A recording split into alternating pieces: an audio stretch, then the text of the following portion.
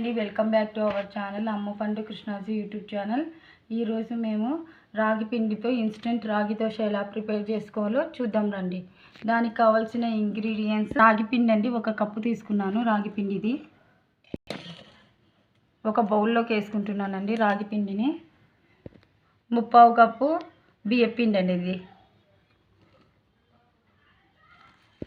బొంబాయి రవ్వ 1/2 కప్పు, ఉప్పు వేసుకుంటున్నామండి. మనం ఎంత వేసుకుంటామో ఉప్పు అంత వేసుకోవాలండి. సన్నగా తరుక్కున్న ఉల్లిగడ్డలు ఎంటికలు వేసి పెట్టి, పచ్చిమిరపకాయలు సన్నగా తరుక్కున్నవి కూడా వేసుకోవాలండి వీటిలోకి. దీన్ని ఎక్కువ తక్కువ లేకుండా వాటర్ వేసుకొని మంచిగా కలుపుకోవాలండి. దోశ పిండిలాగా ఉండలు లేకుండా మంచిగా కలుపుకోవాలి. ఉండలు లేకుండా మంచిగా కలుపుకోవాలండి. చెంచాతో అయినా మంచిగా కలుపుకోవాలి. ఉండలు ఉండకూడదండి. మనం దోశ పిండికి ఎలా అయితే బ్యాటర్ని తయారు చేస్తామో అలాగే ఉండాలండి. ఇలా ఉండలు లేకుండా మంచిగా కలుపుకోవాలండి. నీళ్ళు ఎక్కువ కాకుండా తక్కువ కాకుండా ఉండాలండి.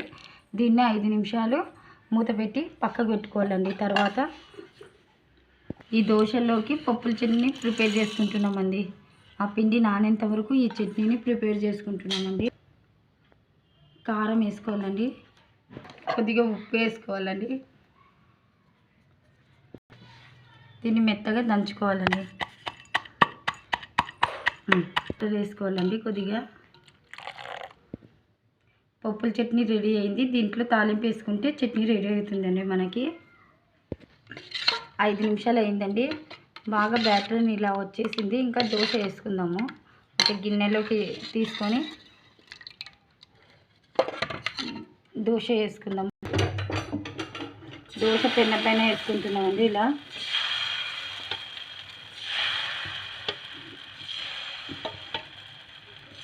రవ్వ దోశ ఎలా వేసుకుంటామో అలాగే వేసుకోవాలండి. ఇది కూడా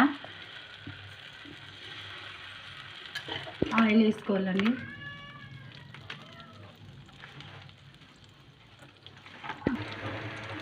దోశ బాగా కాలిందండి. ఇంకో వైపు తిప్పుకుంటున్నాము. దోశ మంచిగా కాలింది. ఇంకో వైపు కూడా మంచిగా దూరగా వేయించుకుంటే దోశ రెడీ అవుతుందండి. ఇంకొక వైపు కూడా దూరగా వేగిందండి. దీన్ని తీసేసుకుందాము.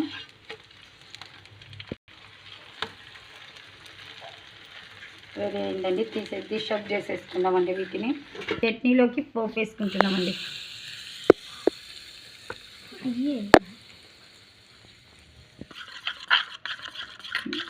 చట్నీలోకి పోపు కలిసేలా బాగా కలుపుకోవాలండి.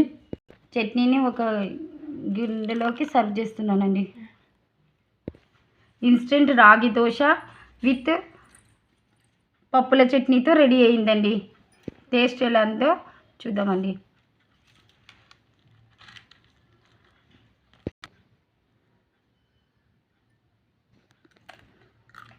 సూపర్ అండి, చాలా బాగుంది. మీరు కూడా ఈ రాగి దోశను తయారు చేసుకోండి. చాలా టేస్టీగా ఉంది, హెల్త్ఫుల్గా ఉంటుంది, ప్రోటీన్ ఫుల్గా ఉంటుంది, కాల్షియం అన్నీ ఈ రాగిలో ఉంటాయి కాబట్టి మనము ప్రయత్నించవచ్చండి. ఈ ఎండాకాలం ఈ రాగి దోశతో ఇలా పిల్లలకు పెడితే ఇష్టంగా తింటారండి. మా ఛానల్ నచ్చితే లైక్, షేర్, సబ్స్క్రైబ్ చేసుకోండి. మా ఛానల్ పేరు Ammapandu Krishnaji YouTube channel. Please subscribe our channel Ammupandu Krishnaji YouTube channel. Thanks to all.